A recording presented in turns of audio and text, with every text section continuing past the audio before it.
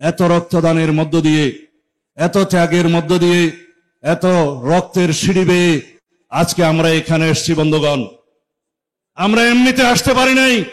আমরা যেন আমাদের এই বিজয়ের ইতিহাস যেমন বলে যাব না, তেমনি আমাদের স্ট্রাগল, আমাদের সংগ্রাম, গণতান্ত্রিক সংগ্রামের ইতিহাস যেন আমরা বলে না যাই। আমাদের সামনের দিনে যে গণতান্ত্রিক ভবিষ্যৎ আমরা নির্মাণ করতে যাচ্ছি, একটি সুষ্ঠু, নিরপেক্ষ, সুন্দর নির্বাচনের মধ্য দিয়ে যে একটি শক্তিশালী গণতান্ত্রিক কাঠামো আমরা নির্মাণ করতে যাচ্ছি, রাষ্ট্রীয় কাঠামোর গণতান্ত্রিক সংস্কারের মধ্য দিয়ে আমরা যে বাংলাদেশ পাবো বলে আশা করছি, সেই বাংলাদেশের নেতৃত্ব দেবেন আমাদের নেতা জনাব তারেক রহমান। আমরা প্রতিনিয়তই সেজন্য এখনো বরাবর সংগ্রামের মধ্য দিয়ে যাচ্ছি। কখনো সংস্কারের সংগ্রাম, কখনো নির্বাচন হওয়ার জন্য সংগ্রাম, কখনো বিচার নিষ্পন্ন হওয়ার জন্য সংগ্রাম। আজকে কেউ কেউ বলছে বিচার না হলে নির্বাচন হবে না, কেউ কেউ বলছে সংস্কার বাস্তবায়ন না হলে নির্বাচন হবে না, কেউ বলছে এটা না হলে নির্বাচন হবে না। আপনারা কি সবাই নির্বাচনের জন্য প্রস্তুত? বাংলাদেশের মানুষ নির্বাচনের জন্য প্রস্তুত? রাস্তায় আসতে আসতে দেখলাম ধানের শীষের প্রতীকে ভোট চাওয়া হচ্ছে, স্লোগান লেখা হচ্ছে, আমাদের আগামীর ভোট, তারুণ্যের প্রথম ভোট ধানের শীষের পক্ষে হোক। আমাদের আরো স্লোগান আছে, আমাদের কাছে সবার আগে বাংলাদেশ, মিলেমিশে ধানের শীষের পক্ষে দেব ভোট, মিলেমিশে গর্ব দেশ। এই হচ্ছে আমাদের স্লোগান। আমি আপনাদের আহ্বান জানাবো, অতীতের স্লোগান এবং ভাষণমুখী রাজনীতির সমাপ্তি হয়েছে প্রায়। মানুষ এখন দেখতে চায় কর্মে আমরা কি করব, আমাদের কাজে আমরা কি প্রমাণ করব, সেটাই মানুষ এখন দেখতে চায়। অতীতের জীবনে মানুষ অনেক ভাষণ শুনেছে, মানুষ ভাষণ শুনেছে, মানুষ শোষণ দেখেছে, মানুষ অত্যাচার দেখেছে। মানুষ এখন আর ভাষণ এবং শোষণের রাজনীতিতে বিশ্বাস করে না। আধুনিক বাংলাদেশের মানুষ অনেক বেশি সচেতন। সোশ্যাল মিডিয়ার বাংলাদেশ এখন। আপনাদের সবাইকে সোশ্যাল মিডিয়ায় তৎপর থাকতে হবে। আমাদের বিরুদ্ধে যে অপপ্রচারণা চলছে সোশ্যাল মিডিয়ায়, তার বিরুদ্ধে আপনাদেরকে কাউন্টার করতে হবে।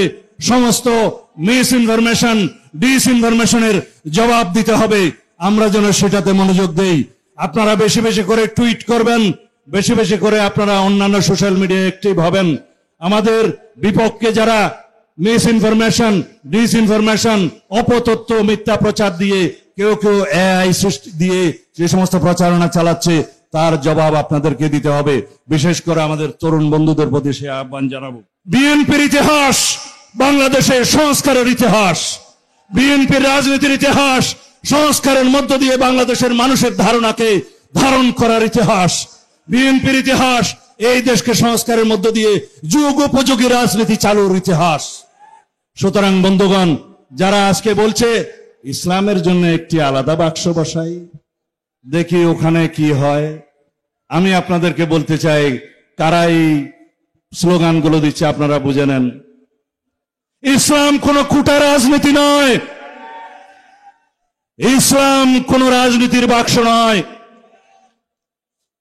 আমরা সবাই বাংলাদেশের সংখ্যাগরিষ্ঠ মানুষ মুসলিম, ইসলাম ধর্মে বিশ্বাস করি। অবশ্যই অন্য ধর্মাবলম্বী মানুষদের অধিকার সাংবিধানিকভাবে আমরা নিশ্চিত করেছি, করব ইনশাআল্লাহ।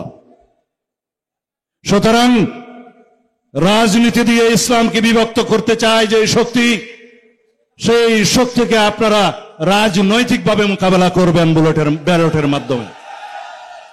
রাজনৈতিকভাবে মোকাবেলা করবেন ব্যালটের মাধ্যমে, ভোটের মাধ্যমে, আপনাদের বক্তব্যের মাধ্যমে।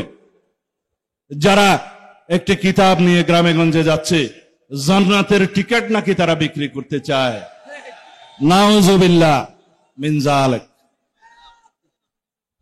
জান্নাতের টিকিট কি কেউ বিক্রি করতে পারে ভাই সাহেব? যারা বিক্রি করছে তারা তো ধর্ম ব্যবসায়ী। যারা বলছে মসজিদ মাদ্রাসা থেকে কওমি লাইনের মৌলানা সাহেবদেরকে বের করে দেবেন ধাক্কা দিয়ে গলা, তারা কারা আপনারা নিশ্চয়ই জানেন।